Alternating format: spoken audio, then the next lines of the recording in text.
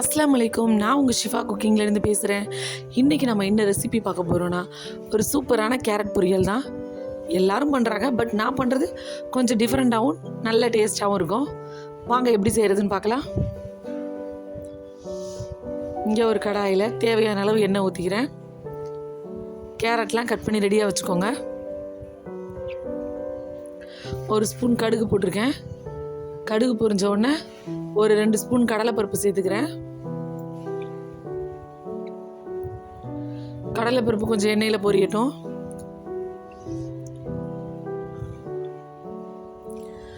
கடலைப்பருப்பும் பொரிஞ்ச உடனே ஒரு பெரிய வெங்காயத்தை பொடியாக கட் பண்ணி அதையும் அது கூட சேர்த்துட்றேன். வெங்காயம் கொஞ்சம் நல்லா வதங்கட்டும்.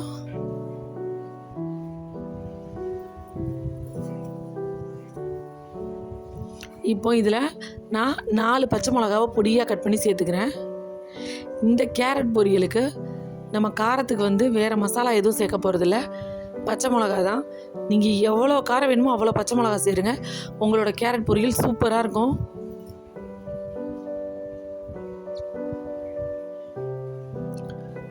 நல்லா அந்த பச்சை மிளகா எண்ணெயில் பொரிஞ்சதுக்கு அப்புறமா ஒரு 2 கொத்து கருவேப்பிலை சேர்த்து ஒரு கிண்டுங்க.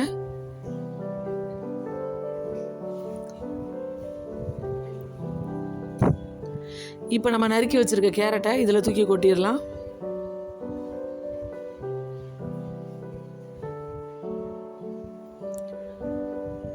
இப்போ இந்த கேரட்டுக்கு தேவையான அளவு உப்பு சேர்த்துக்கிறேன்.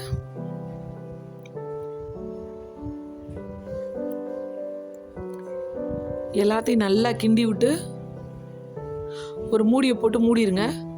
கொஞ்ச நேரம் அது ஆவியில் வேகட்டும்.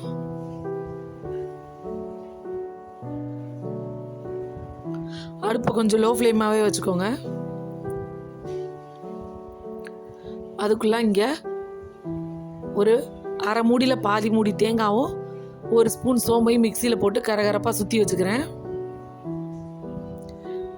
இப்போ நான் திறந்துட்டேன்.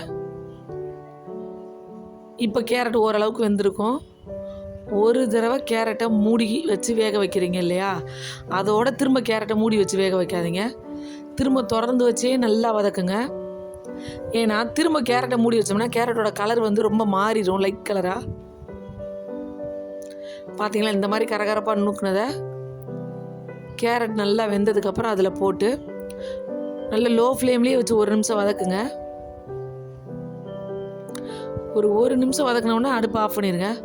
அப்படியே கேரட் கலர் மாறாமல் சூப்பராக இருக்கும். இந்த மாதிரி பண்ணிங்கன்னா என்னோட அந்த கேரட் பொரியல் பிடிச்சிருந்துச்சுன்னா என்னோட சேனல் லைக் பண்ணுங்கள், ஷேர் பண்ணுங்கள், சப்ஸ்கிரைப் பண்ணுங்கள்.